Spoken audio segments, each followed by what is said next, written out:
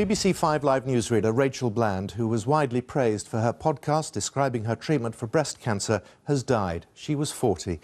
Her family said that her death had left a huge hole that they would never be able to fill, and that her work had helped to reduce the stigma around the disease. Judith Moritz reports. So I went to the doctor. Yeah. She did the whole same thing. 9 times out of 10 when we refer somebody to the breast clinic, it's benign. So try not to worry too much. But as a broadcaster, Rachael Bland was used to reading the news, but it was her own story which became the most important. Diagnosed with breast cancer, she chose to share her journey. We thought we'd come back with a bang and talk about death. The reason that we're all terrified of our cancer coming back and getting worse and going down that road is because ultimately we're worried that it's going to kill us. Rachael wrote an award-winning blog, which she started after her diagnosis in 2016. And then, with 2 others, she launched You, Me and the Big C, a podcast to put the can into cancer. All 3 presenters have or had the disease and supported each other as well as their growing audience. I wouldn't be able to talk or do or even function half the time if it wasn't for the support that she has shown me. So I am so grateful to her.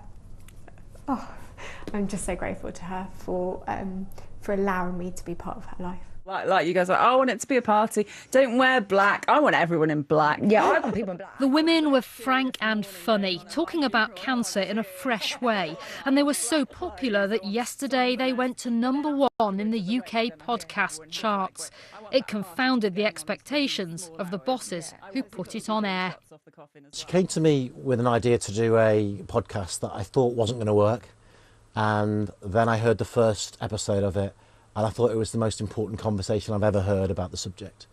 So, because it was so honest and so real and funny in places as well. And she wasn't frightened to make it funny. And that was why it worked so well.